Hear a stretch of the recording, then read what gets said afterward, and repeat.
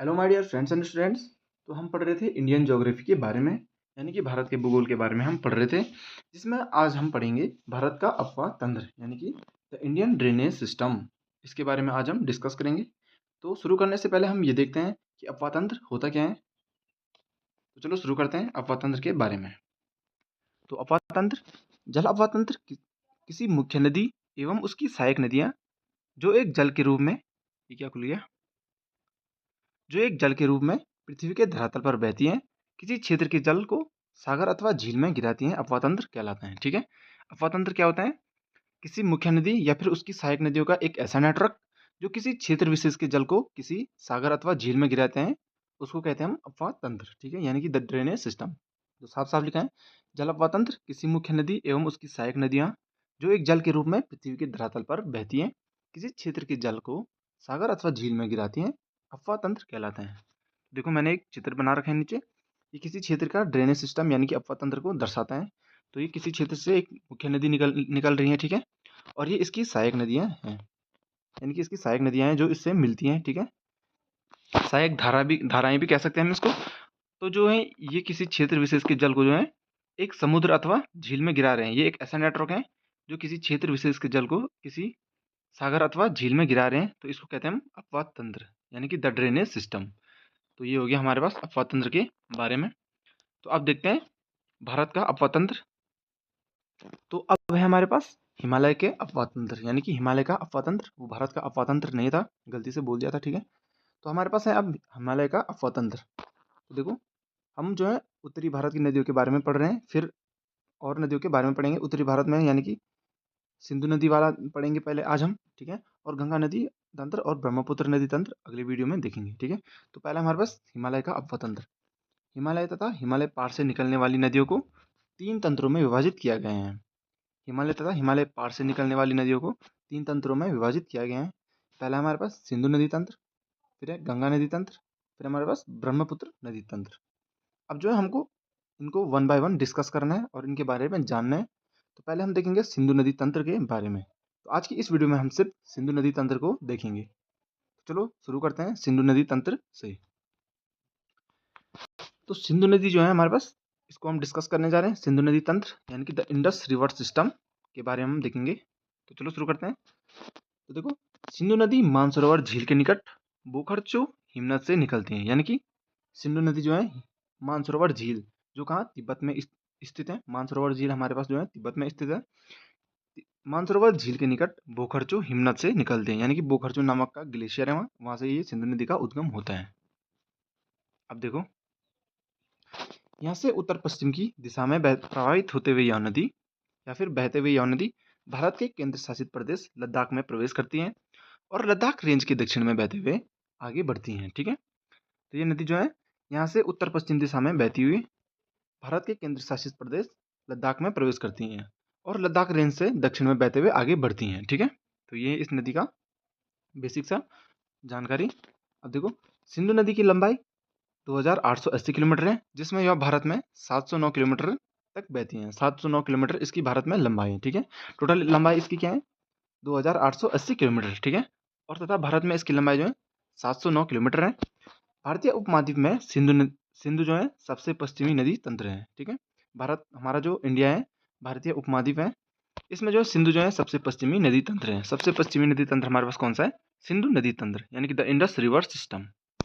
देखो सिंधु नदी तंत्र भारतीय उपमहाद्वीप का एक महत्वपूर्ण अपवाह तंत्र है। ठीक है, ये अभी मैं आपको बता ही रहा हूँ। ठीक है, सिंधु नदी तंत्र जो है भारतीय उपमहाद्वीप का एक महत्वपूर्ण अपवाह तंत्र है। तो इसमें आप आगे देखते हैं सिंधु नदी तंत्र के बारे में, आगे देखते हैं ये इस नदी के बारे में।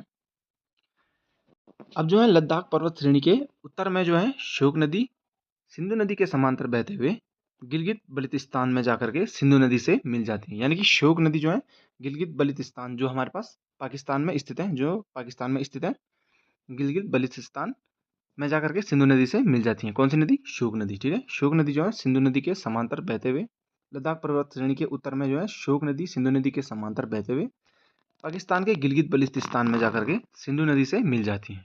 ठीक है, अब देखो फिर यह सिंधु नदी काराकोरम रेंज के दक्षिण में प्रवाहित होते हुए आगे जाकर पाकिस्तान में प्रवेश कर जाती है। ठीक है, काराकोरम मैंने आपको बता रखा है पिछली वीडियोज़ में, ठीक है। काराकोरम रेंज हिमालय के बारे में पढ़ा था जब हमने, तब देखा था हमने काराकोरम, ठीक है।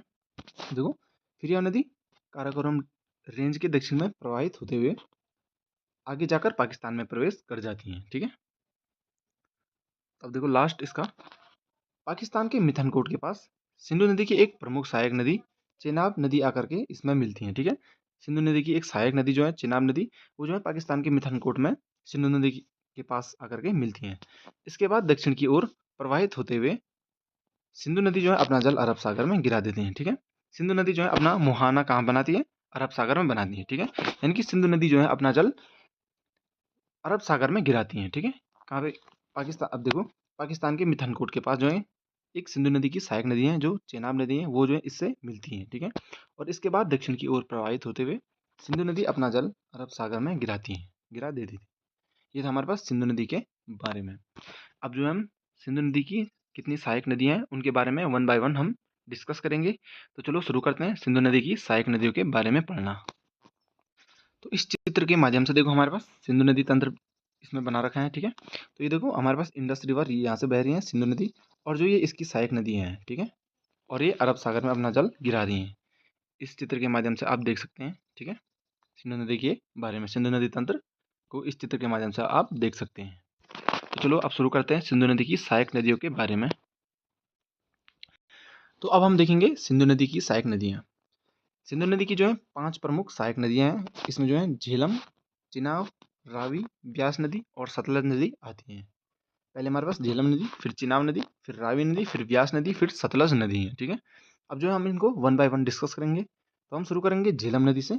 तो चलो शुरू करते हैं झेलम नदी के बारे में पढ़ना। अब है हमारे पास झेलम नदी। हम देखेंगे झेलम नदी के बारे में, जो क्या है सिंधु नदी की एक प्रमुख सहायक नदी है, ठीक है। अब देखो इस नदी का उद्गम जो है कश्मीर घाटी में पीर पांजाल पर्वतमाला की तलहटी में अनंतनाग के वेरीनाग झरने से होता है, ठीक है। इसका उद्गम जो है कहाँ से होता है? अनंतनाग के वेरीनाग झरने से होता है, जो कहाँ है?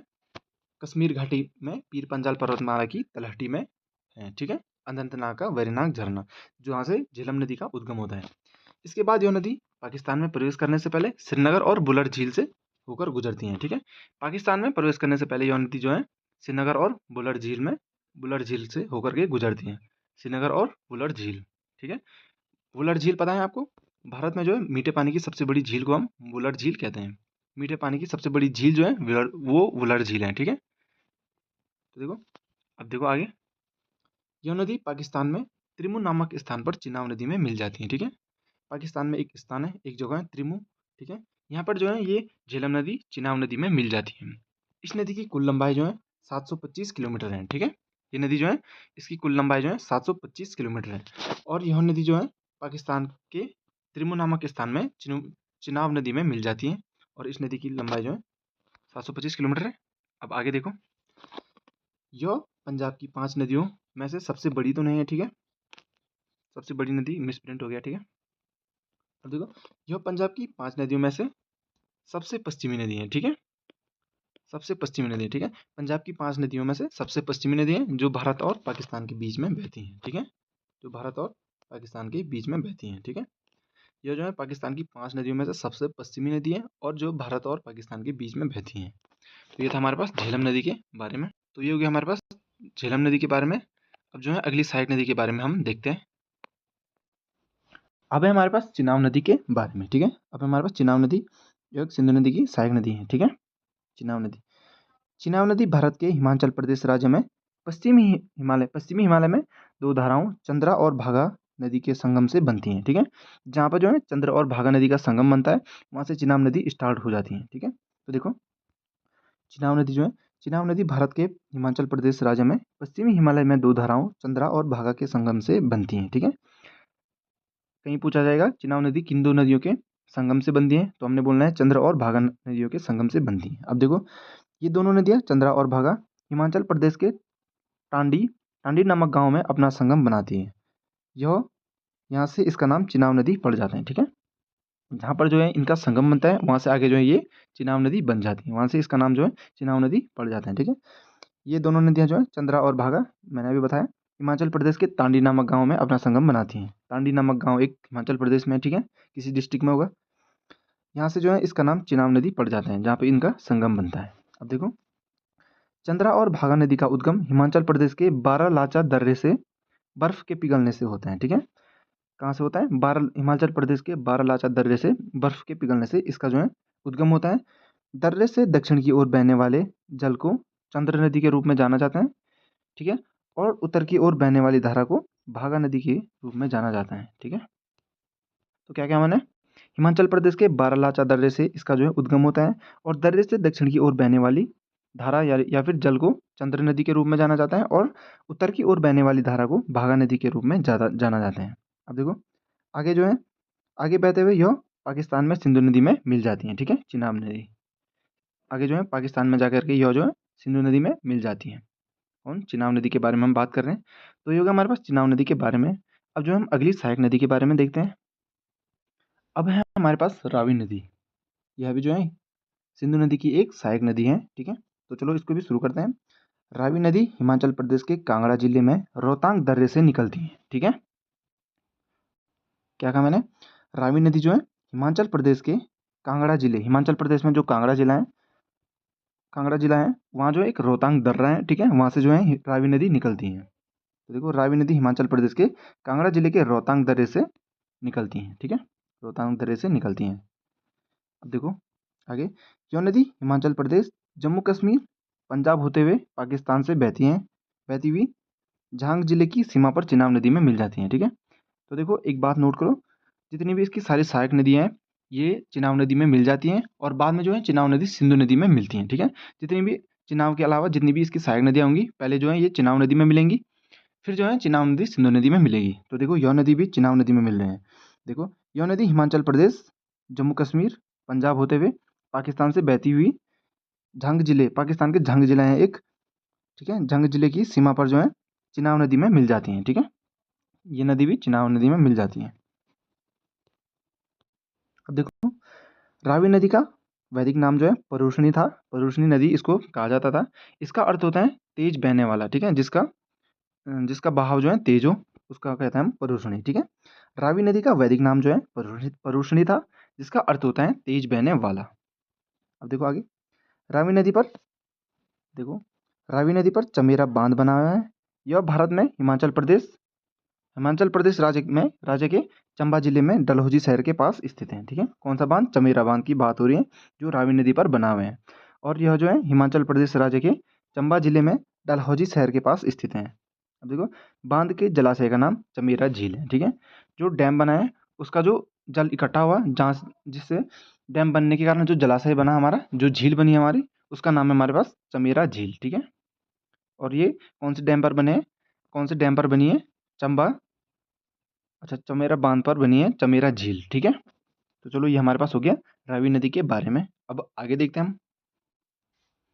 अब है हमारे पास व्यास नदी के बारे में, ठीक है। तो देखो, व्यास नदी जो है हिमाचल प्रदेश के रोहतांग दर्रे से निकलती है। यह नदी भी हिमाचल प्रदेश के रोहतांग दर्रे से निकलती हैं और दक्षिण की ओर प्रवाहित होती हैं। इस नदी की कुल लंबाई जो है 465 किलोमीटर है, ठीक है। देखो, इससे पहले हमने नदी पढ़ी थी, और अब जो है हमारे पास व्यास नदी है। व्यास नदी भी हिमाचल प्रदेश के रोहतांग दर्रे से निकलती है, ठीक है, और दक्षिण की ओर प्रवाहित होती है। इस नदी की कुल लंबाई जो है 465 किलोमीटर है, ठीक है। कितनी है इसकी लंबाई? कुल 465 किलोमीटर इस नदी की लंबाई है, ठीक है। ये हो गया हमारे पास 465 किलोमीटर, ठीक तरीके से नहीं बना। ये हमारे पास 465 किलोमीटर इस नदी की लंबाई, ठीक है। अब देखो,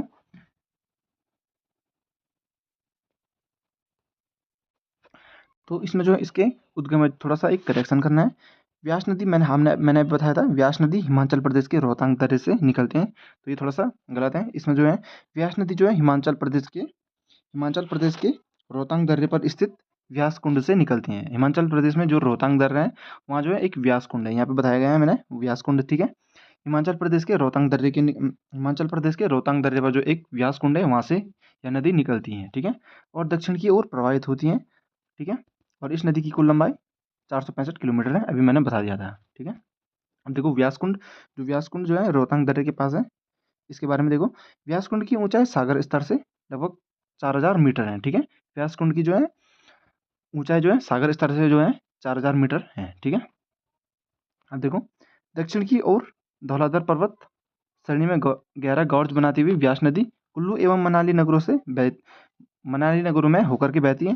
ठीक है, तत्पश्चात दक्षिण में कांगड़ा घाटी से गुजरकर पंजाब के मैदान में प्रवेश करती है। ठीक है, या कुल्लू मनाली बहते हुए कुल्लू मनाली कुल्लू मनाली घाटियों में बहते बहते हुए, ठीक है, कुल्लू मनाली नगरों में बहते हुए तत्पश्चात जो है ये दक्षिण में कांगड़ा घाटी से गुजरकर पंजाब में प्रवेश करती हैं।